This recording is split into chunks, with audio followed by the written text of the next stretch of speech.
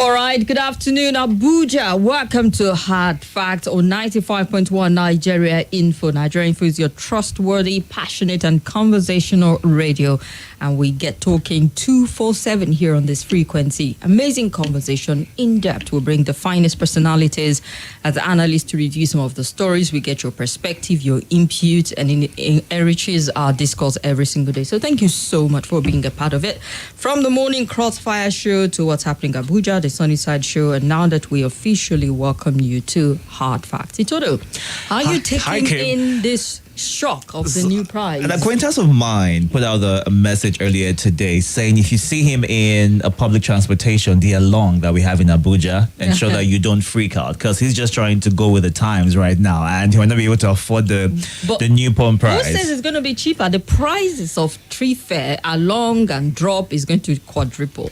But it's also important to still know the routes. So you can, if you can't afford for your car, you can just use what other options that you currently have. But it's really crazy, and I wish we had proper bike paths in the city wherein you could cycle and go to short distances around you, as opposed to always having to drive or take long walks. But the new prize by NNPC, of course, I don't know, shocking, I'll say. Indeed, it is shocking. We'll be talking about that and more on the show today on the Roundtable. And we've got our very regular guest in the studio with us. Dr. Majid Tahiru is here with us. He's a researcher, a columnist, the tech team lead of Luke's Terra Leadership Foundation. And Zuki Berry, if you're listening, yes, Dr. Majid is here. She called me, Dr. Majid, be here. I said, it's not Dr. Majid that will help you with this one prize right Oh, now. my God. I'm here. You can only say what he has to say. Dr. Majid, you're welcome. Thank you very much. The last show we had was under the last administration, and I know this was one of the topics we talked about, the very last edition of Wednesday edition of the Roundtable, where you were vehemently opposed to the idea of the total removal of subsidy. And at that point, we were still contemplating how much time would the new administration take before they rip off the bandage. And you said it wasn't something they should even contemplate until they put certain things on ground. But from the jump, during his inauguration speech, I think he defined how it was going to be for us. And we're seeing the ripple effect of it. Okay. NNPC has reviewed upwards. So when I got a call this morning that the person bought for 537 at the NNPC, I thought he was kidding. It was like a nightmare. No, I thought it was a joke. I thought, no, come on, it's a joke. God. I don't know what else. Cat's got your tongue. This is unusual. 500. And this is NNPC. So Ipman and other independent marketers will also come up with their price, because what we have now is practically the regulated environment and subsidy has been yanked off. So I don't know. So what are the feelers now? Are we enjoying it? The feelers, we're going to be buying fuel for as high as 555. It is going to be way above that. For a start. For a start. And then what this means is also the fact, because NNPC, what they're saying is they're going to deregulate to a certain degree, where people who want to import will be licensed to. Does that mean they will still have the power to cap it and give a ceiling of how much you're going to sell if you bring this on your own? Dr. Majid, you know quite a lot. You're a researcher.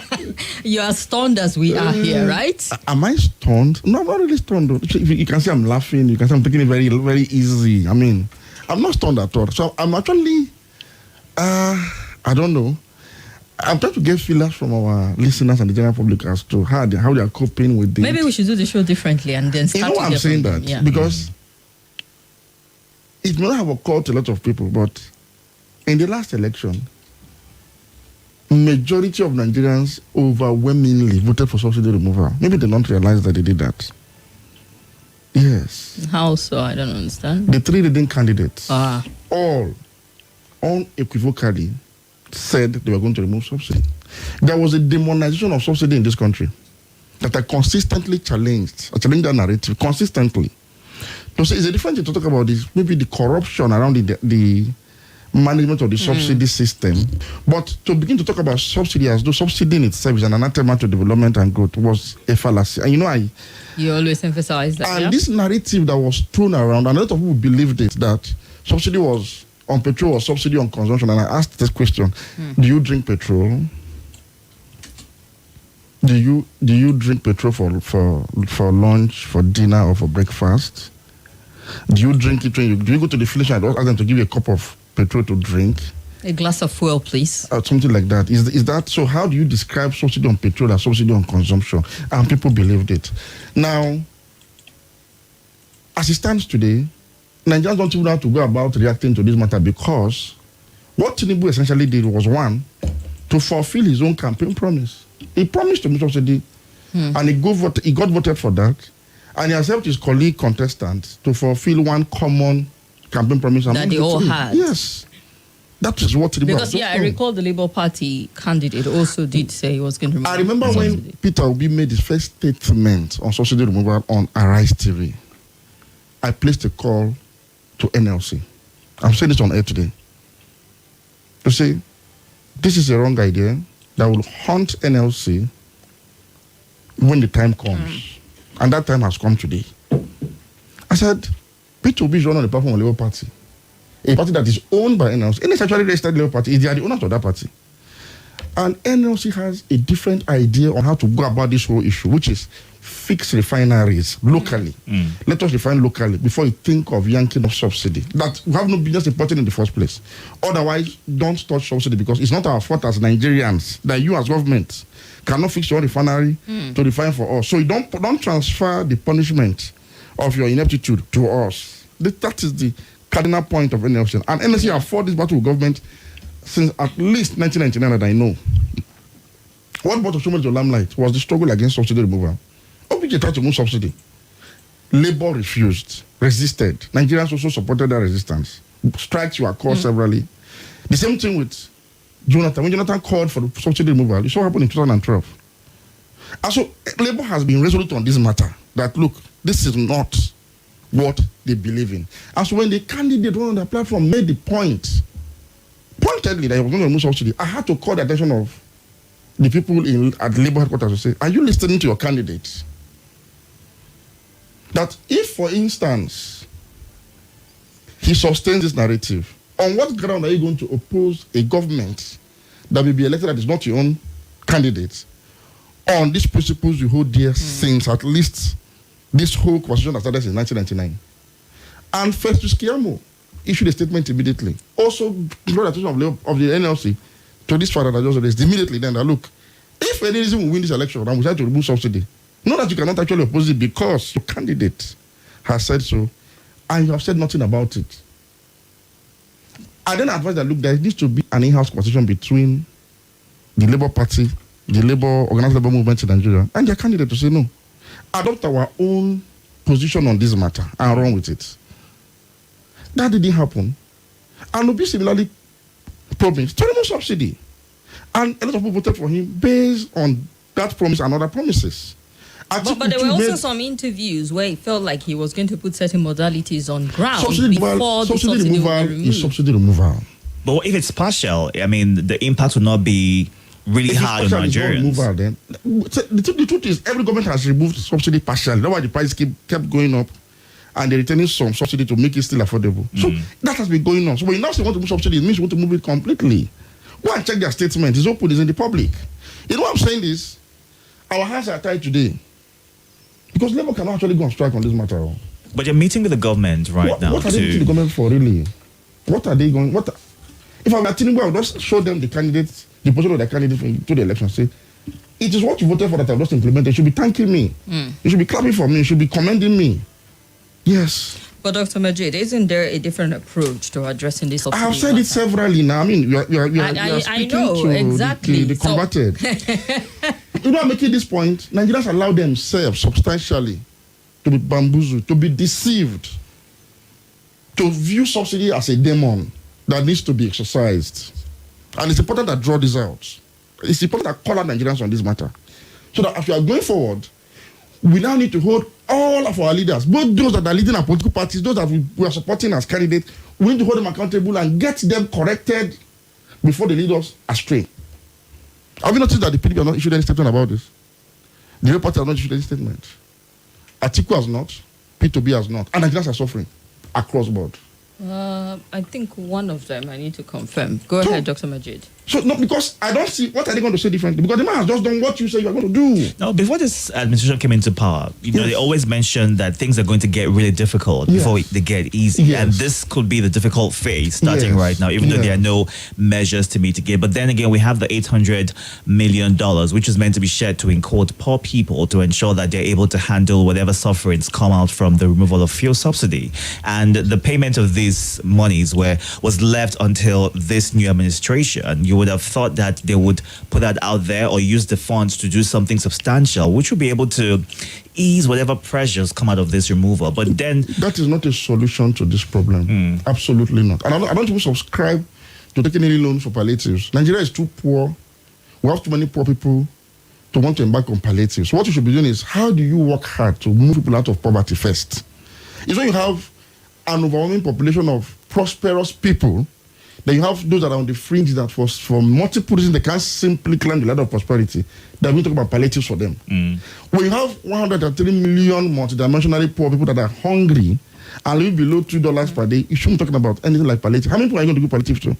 How many? And what is the basis of giving to one person and not giving to the other? So that whole idea is something that they should actually forget. So they don't put us into more debt for something that will not make any form of meaning or any impact. Now, we need to face the fact. We need to face the reality today. So now that all of Nigerians have seen that subsidy removal has implications as we have seen it today. No, but you think people didn't know it was going to happen? A lot of people supported subsidy removal. I saw that of my colleagues in the media, analysts, pundits today, backtracking after vociferously supporting subsidy removal and not trying to blame Tinub for doing so suddenly. I said, subsidy removal is subsidy removal, either suddenly or slowly. Subsidy removal. The man has done what he said he was going to do, and your candidate said the same thing. So there was an elite conspiracy that was based on a fallacious notion that subsidy was injurious to the very people that it was supposed to benefit. And they told us that it doesn't benefit us, the poor, that's benefiting only the rich. Now, who are the people trying to join along? Even if we're going to go with this, there's also the people who are saying the government gave assurances that for the first 6 months of the year, the outgone administration. But I mean, the government is a continuum. No. And then if a government says we have provisions for the first 6 months of the year, in the and budget, a month and a day before that expires, all of a sudden we're getting this. I mean, it's not. It's something you have to prepare people for. It's a budgetary provision that covers the first 6 months of the year. Not cash, not money. And what is SNPC is even saying that all the ones you've been consuming the last 2 years, they've not paid also. About 2.1 billion or how much? Trillion. That is not being paid. That we're even owing them for over 2 years of consumption. Meaning that what is in the budget is just estimate. That is, government has covered it. Meaning that if, for example, the new president decides to continue subsidy, that means NNPC keep doing on the recovery and add it to our debt stock to you. I don't know if you understand. So this man is saying, he campaigned. Look, go and listen to Tinub and said, I'm removing subsidy. And no matter how long you go on strike, it won't make me change my mind. Dr. Majid. So he has done that which he said he was going to do. And let me tell you this. That speaks to his own sincerity of purpose within the confines of his manifesto. Because he didn't tell me during his campaign that I'm not going to remove subsidy and then turn around to remove it. He didn't tell me that. He said, I'm removing it. I will remove it. And he has done that. So the conversation shouldn't be whether he did something wrong or right, but the whole conversation should now be about energy security, which I've always talked about. That this is not about subsidy or no subsidy. It's about energy security. What is energy security? Availability of petrol at an affordable price. And that is the role. This price, does it look affordable to the average Nigerian? Said it is the role of governments. You see, anything has to do with energy. What is energy? Power, electricity. Gas, diesel, petrol. You know, these are the things that constitute energy goods, energy products and services. It's a state affair because it's a matter of national security. That's why they call it energy security. Any country without energy security cannot have prosperity economically and cannot have peace and security. It's something that you must take care of, just like food security. So most developed countries you've seen have been able to attain food security and energy security. How do they do it? Through subsidy. Because if you don't subsidize, the price will go up. From China, let me emphasize it again today. From China to United States of America, to the UK, to Western Europe, to any country that can afford it, Saudi Arabia, UAE, name it, they all subsidize energy as a matter of priority in hundreds of billions of dollars. And they've not gone broke. You know why? They are productive. The problem is not subsidy. The problem is that Saudi Arabia, for example, pumps and is able to pump 10 million barrels of crude oil per day. And the whole money comes into their coffers. No oil theft, nobody tampers with it, nobody mismanages it. In addition to that, Saudi Aramco, their state-owned enterprise, owns over 12 refineries in the world, including the largest one in the United States of America. So they have streams of revenue coming from productive government activities that enables the government to take a little out of it. It's okay. Our people deserve to pay less for electricity. Our people deserve to pay less for petrol. Those that are riding back in Saudi Arabia should be given free petrol. And those as citizens of Saudi Arabia must have free healthcare, free education up until overseas education level. Because they have worked for money and there's money, so we can now give welfare to our citizens. That is the conversation I've been emphasizing we have in this country. Not focusing on subsidy. I listened to the vice president saying that in the past year we spent $10 billion on subsidy. And it looks so large. Mr. VP, China spent 130. Former VP, this VP. We have a new VP. China spent $130 billion to subsidize the same energy across board in the country, including renewals. 130. The question will not be, how was China able to afford $130 billion? And how come Nigeria is not able to manage to pay $10 billion without going broke? Because you are not productive. It is not something that have prevented you as a government from pumping enough crude oil from your own ground to meet up with your OPEC quota of 2.4 million barrels per day. Subsidy is not responsible for oil theft. Subsidy is not the reason why your refineries are not working. Subsidy is not the reason why NNPC is not having overseas ventures that are profitable to it. Ordinarily, NNPC is supposed to be operating in newer countries around us that just discovered oil, like South Sudan, like Chad, like Ghana. NNPC is supposed to be the dominant company because we've been in this industry since 1957. Whereas China, that just established their own state-owned oil company in 1987, is one running out in all of those around us. We don't have any overseas venture that's attributable to NNPC. That is what we should be looking at reforming. But there was a national conversation around subsidy that made it look like subsidy itself is an evil, it is a crime, it's something that must go. It has gone now, and look at the effect. They told us that it only benefits the rich. And I'm like, do you see any rich man complain about subsidy removal so far? Have you had anybody complaining? Also, have you heard any of them? Any big man you know? Have they complained about subsidy removal? They are not complaining. Subsidy was benefiting you and I. Because when you buy fuel at 190 or 180 or 145, and you're not buying at 540 or 550, how do you still allow yourself to be made to believe that the only little thing the government is still able to give you directly is not in your favor, and you swallowed it hook, line, and sinker, and you voted for these people based on that? We didn't challenge this orthodoxy, this fallacy. This is why I'm saying we bear a bit of responsibility for this. But if we agree now, we cannot put the government on its toes to say no. This will not work.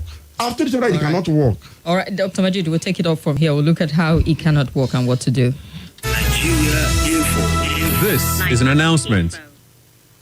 Hello, my name is Kimberly. I'm the host of Hard Facts, and I bring you the biggest stories driving conversation every weekday here on 95.1 Nigeria Info Hard Fact Show. I love to get your opinion and conjectures, but the facts you cannot dispute here on Hard Facts. Join me and let's talk.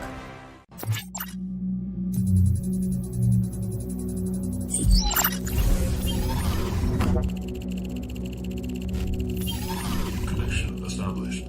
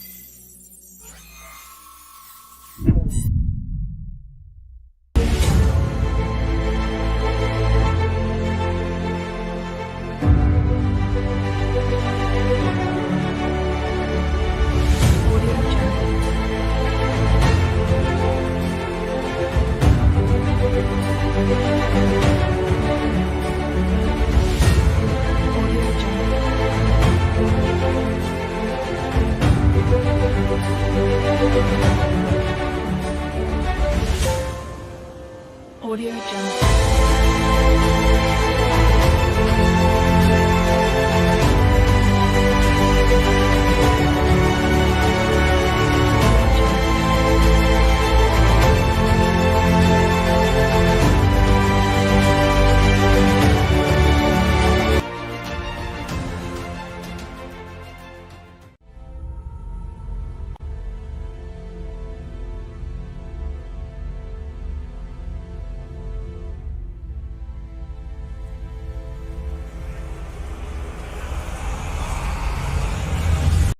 This is Nigeria Info. Nigeria Info.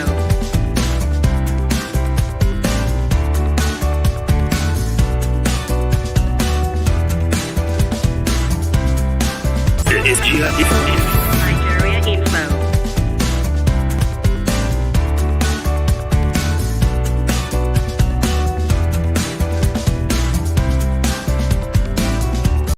This is Nigeria Info. Nigeria Info.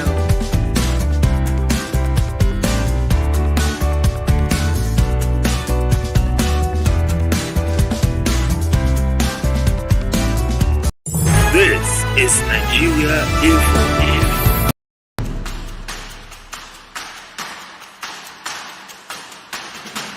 My name is Elder Emma Okoro. I'm interested in rebuilding my nation, and so I have to join the beginning of cleaning of the environment.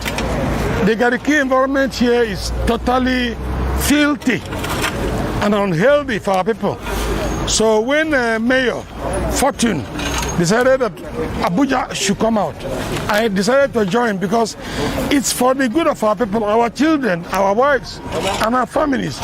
That's why I'm part of this group, so that I'll be part of those who have started the journey to rebuild Nigeria. Nothing breaks the news like the news. Nuhu Abdisalami says good afternoon to you. And Agoy Gani is also watching on Facebook. All right, looking at YouTube right now, we see Ibrahim Hajara with the emojis. Thank you very much for joining in. Donaldson John watching from Airport Road. Asu Peter says, Dr. Majid, just 2 days and I'm missing PMB already. Oludade Abiodun, good afternoon. Kim and Itodo.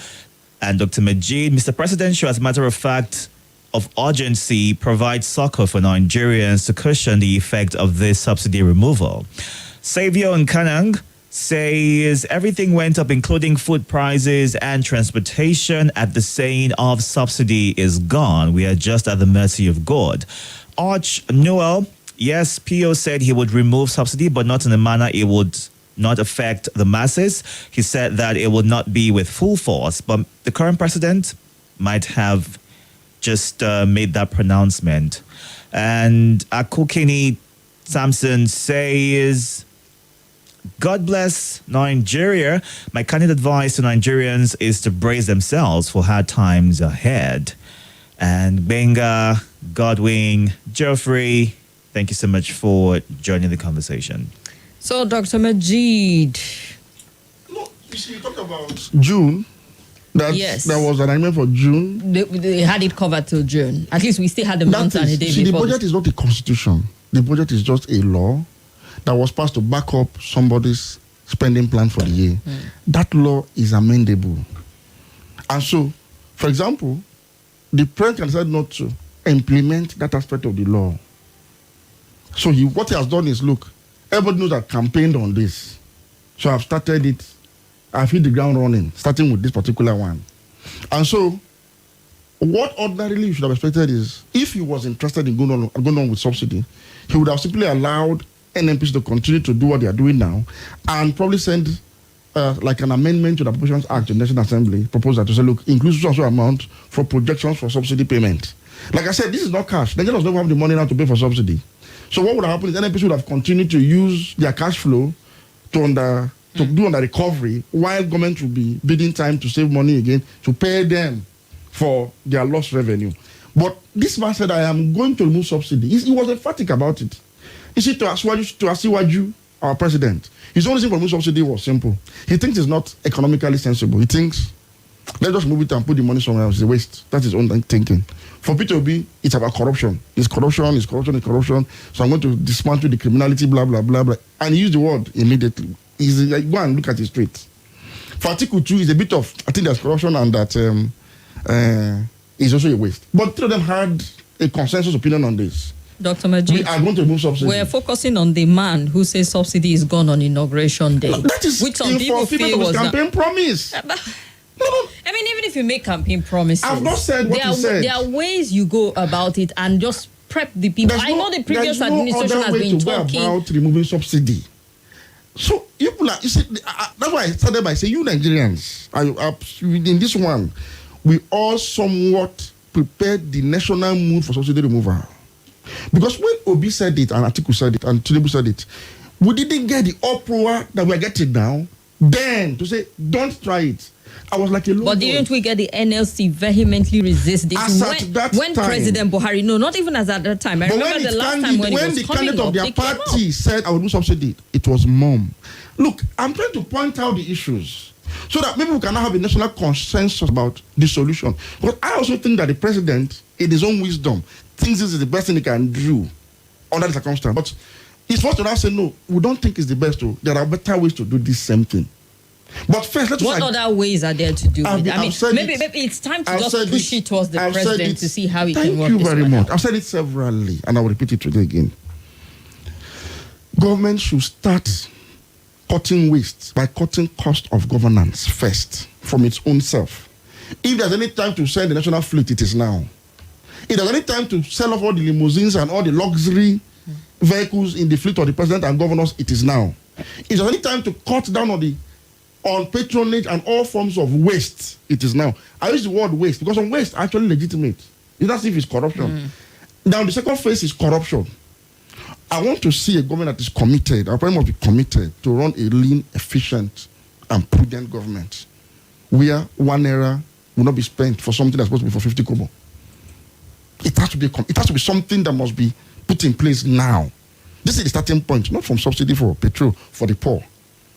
This is where we start. Start from. You would wonder why that wasn't the first pot of call. That was why in reducing costs. Nigerians were bamboozled, and they believed it that the problem was subsidy for them, not this one. The focus wasn't on this. So I'm trying to refocus that you guys actually sort of gauge your consent to this. But let us now return it, because what you are seeing today, I have enumerated this several here that you touch petrol. But Dr. Meji, there were a lot of Nigerians who were saying build refinery first, settle certain things first before you remove subsidy. What I'm saying is... so even if we had to take a sense of who voted for, who supported, you find majority... You know what I'm saying? We can't blame the man who has just done because he has fulfilled his own campaign promise. But we now need to have a national conversation to say, this which you have done, you can see the effect immediately. Because in Nigeria, it's only Nigeria economy that disobeys the law of gravity. Anything that goes up hardly comes down. With this, petrol price will continue to go up. It will never come down. That means every month expect something different. It's not only that. And to rupture, it will distort the economy, make Nigerians poorer, throw us deeper into misery, and create social unrest that the Nigerian state may not be able to contain. I have said this severally before now, but my pain was people that should know better, because of partisan interest, urged on their own preferred candidates and clapped for them when they made this same statement. So I'm saying, look, we share a blame in it because we voted for 3 candidates, over 1 million, who said they're going to remove subsidy without questioning them, without challenging them on that. We just came up for an election. So Aswaju has hit the ground running to fulfill his own campaign promise. Yes. And we'll see the effect 24 hours later. The cost of tomato right now, somebody ordered for tomato from one of these satellite town markets to be delivered on Tuesday. By the time that pronouncement came, and by Tuesday morning, the price has quadrupled. It's not the person's fault. Before they paid for it. Yes, now, because that pronouncement alone sent... Look, I was in Daily Trust studio to analyze the speech when that pronouncement was made, and I told my colleagues in the studio that right now, starting from now, this problem will start. But I won't say it on air. Within 1 hour, I said before, just as you're leaving and accused of showing return, stations will shut down because price will go up. This is it. And if you agree with that, PMS is the live wire of Nigeria's economy, because the SMEs constitute the largest part of our economy. Well, we had a guest who argued otherwise. He was saying they run more on diesel, the big industry. These are the kind of people I told you are the problem, at the cause of this problem. You see, I know what I'm saying. I know when people just make some kind of allusions, you begin to wonder. Diesel is for big manufacturing businesses, big ones, and they are suffering untold hardship because they are big. They are big people you don't know. So their debts are piling up in the banks. Their businesses are failing. Their businesses are uncompetitive export-wise. How many people are exporting from Nigeria? It's because of the cost of diesel, cost of electricity, that is even epileptic. Which constitutes the cost of production, yes. actually. So this is what I'm talking about. Now, diesel didn't hit hard because not much of us use it. But see, PMS, our entire transport system runs largely on PMS. From Okada to Keke Napep to buses, to taxis, to cabs, PMS. So immediately petroleum price goes up, it affects everything and all things. So inflation is setting. The numbers will multiply.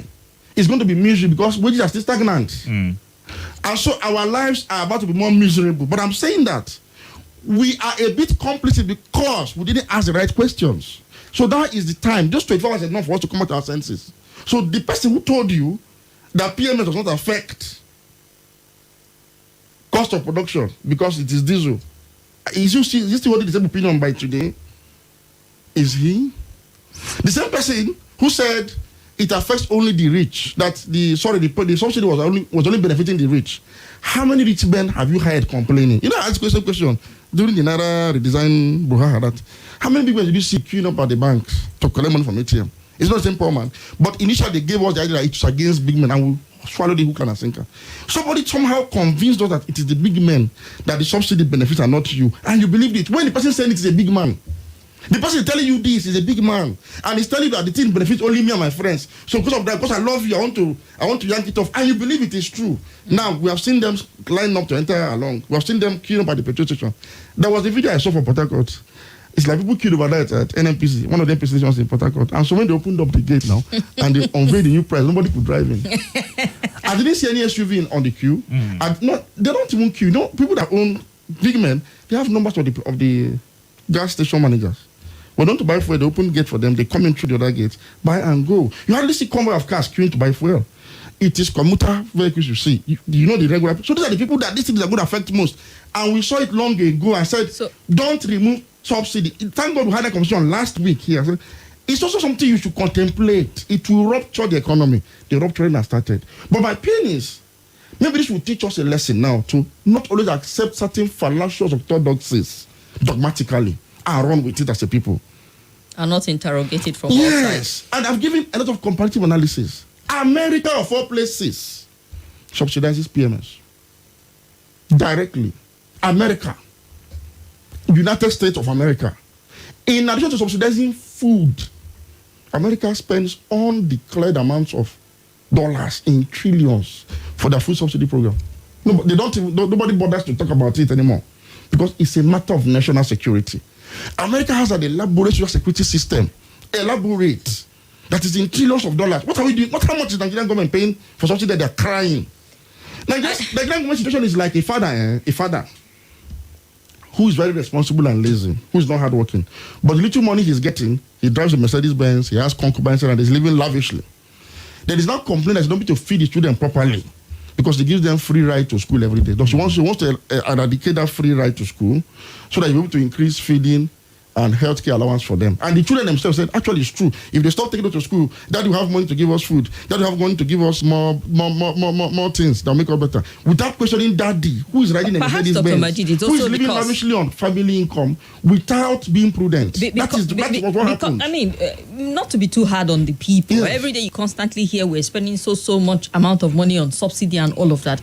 And then the incapacity or the inability of the government to tackle the corruption angle of it, because it feels like some of these things are inflated, the figures, the numbers of whatever they're even down to customs. That the inability of government to deal with that aspect, it just feels like this is the blanket approach to take. Perhaps that's why a lot of people bought into it to say, okay, let's see if we can salvage it. There is no doubt there is corruption in every of a corrupt government's expenditure. There's no doubt. Even in the infrastructure they say they are doing, if you go and check it critically, it's inflated. There are so many issues there. That includes also payment subsidy. However, that is not the fundamental question. The fundamental question is the same corruption they are complaining about. If you remove subsidy today, what is the guarantee that the same system that is corrupt will not mismanage the money saved from subsidy? So that we should never have contemplated this. We should have insisted that government should function well. The government should be rid of corruption. It's a constitutional matter for government not to be corrupt. It's a violation of the constitution. It's a violation of our national morale for government to be corrupt. I don't know if you get this point. That's why I keep telling you that government must be made to work. That should be we should push it, we should argue, we should stress it. The government must work from now. Can we push for the refinery working? That is part of we already have Port Harcourt refinery for some time this year. That is part of government working. It is a fallacy. You see, the elites in Nigeria and their conspirators in the so-called private sector who simply want to rip off from the most vital sector of the economy, which is energy. You can't do without energy. People are keen to buy fuel at a certain rate because they don't have an option. It simply means other things will suffer, but fuel must be bought. So there is a group of Nigerians with their cohorts in government that are enjoying this whole system. They are the ones that have discouraged government from doing the needful. And they have sponsored pseudo intellectuals, intellectual frauds, intellectually dishonest people to come and bamboozle Nigerians that government has no business running refineries. Dr. Majid, I need to help government has no business fighting corruption. Just leave it. Let us to take over. Dr. Majid, I need to help clarify and make a better understanding of this. The fact that they've constantly stated that the funds saved from the removal of fuel subsidy we're putting to other things, healthcare, education. But we see that government is in debt and they're also owing the NNPCL as well. At what stage or at what point will we be able to... Why is government in debt? Mismanagement, corruption, ineptitude, inefficiency, irresponsibility. Simple. We don't need a sweet to tell why government is in debt. Look at our governors, 36 of them. Look at, you do not debt at the state level now. Look at the kind of things our governors do.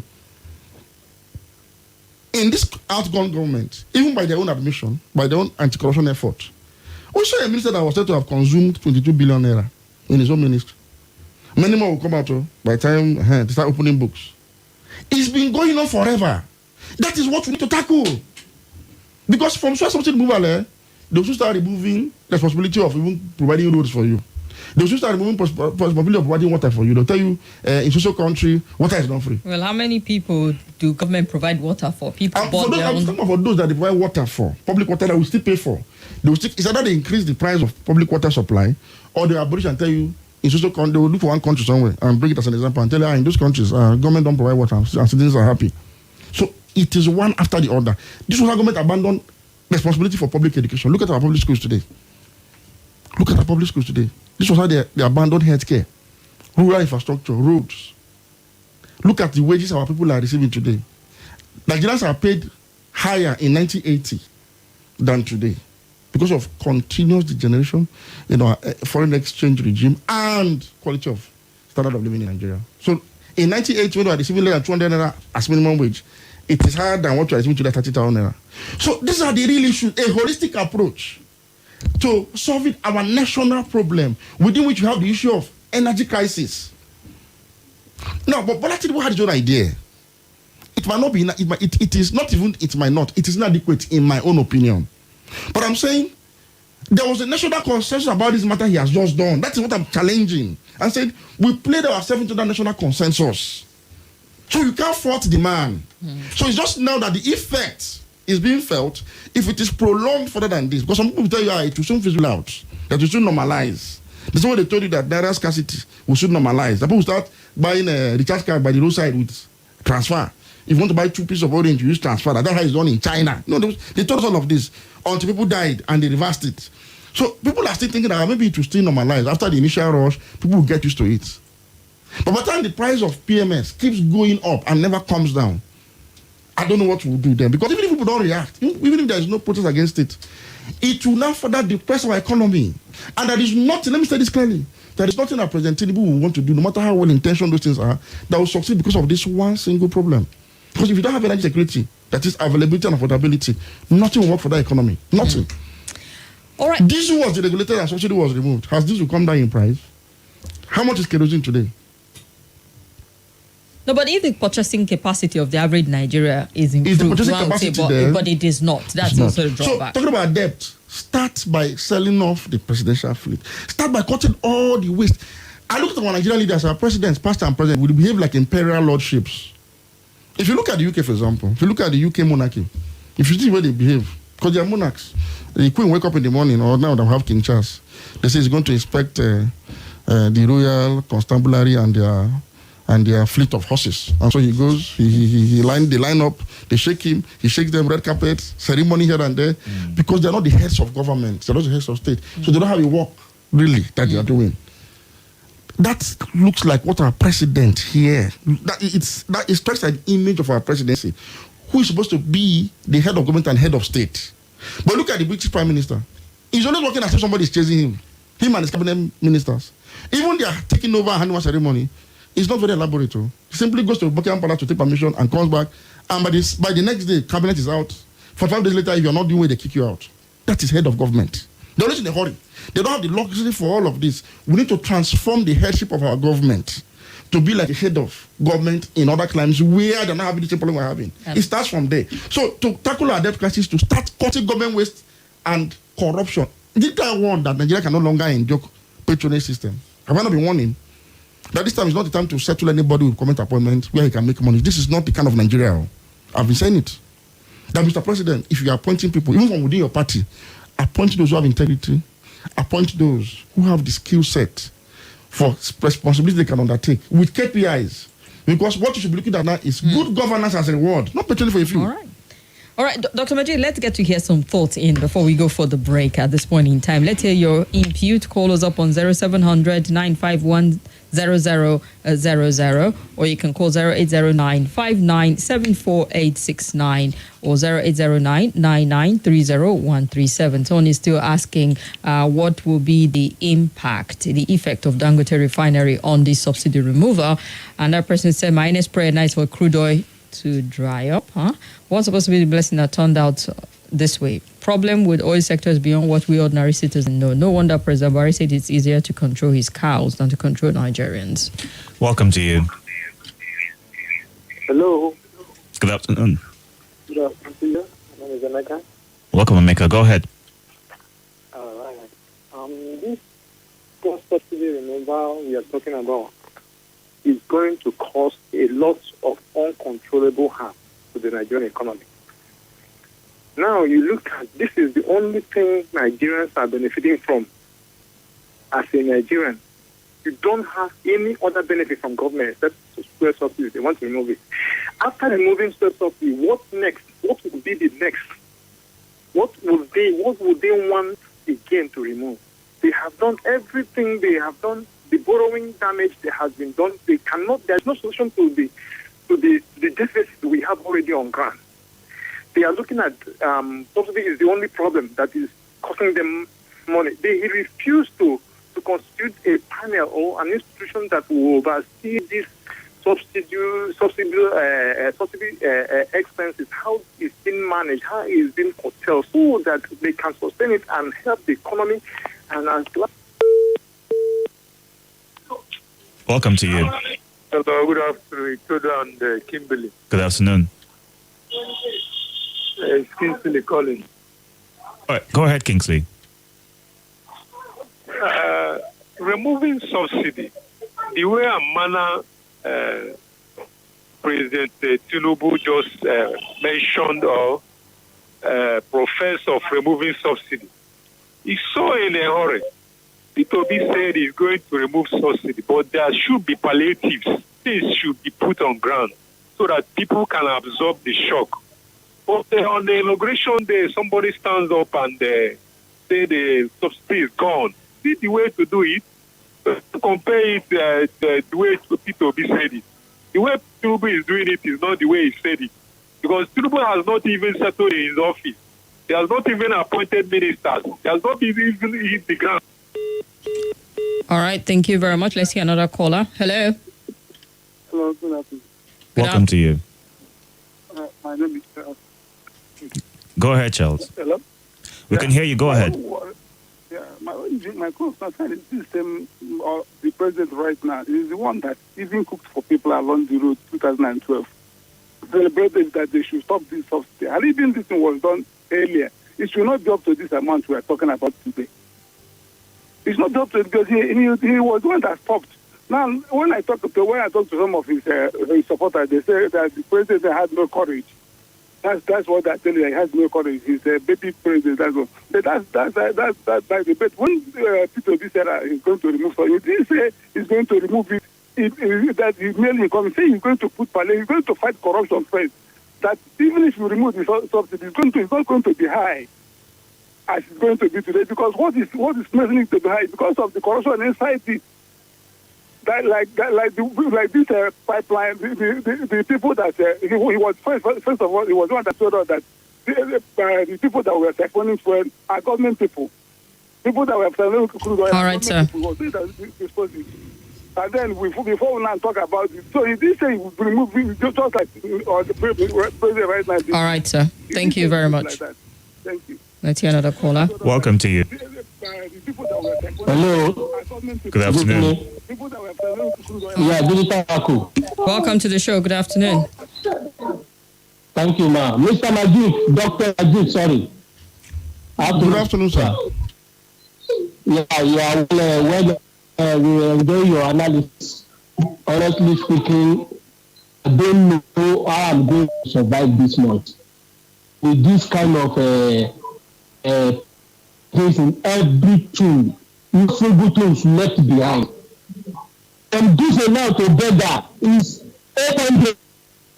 How am I going to cope? I am going to tell my employer that I don't have transport first. Somebody just came inauguration. I don't know whether it's the reporter of the president that just came and said subsidy gone. Without any collecting, without any cushion before the ground. I expected this man to do more than this.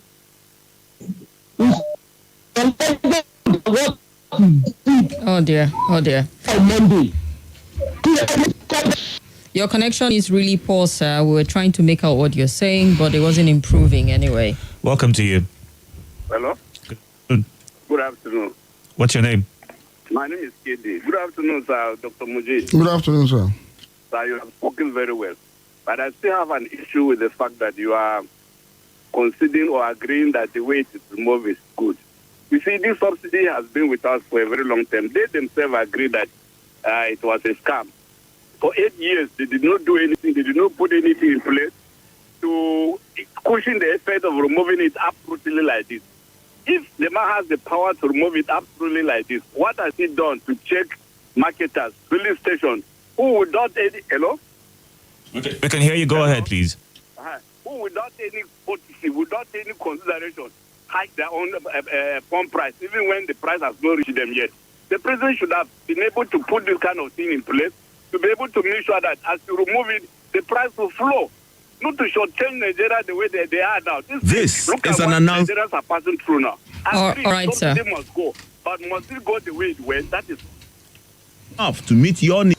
Hello, my name is Kimberly Nwachukwu. I'm the host of Hard Facts, and I bring you the biggest stories driving conversation every weekday here on 95.1 Nigeria Info Hard Fact Show. I love to get your opinion and conjectures, but the facts you cannot dispute here on Hard Facts. Join me and let's talk.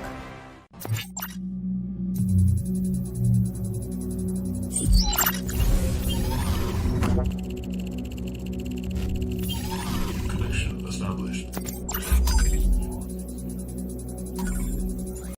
This is Nigeria Info.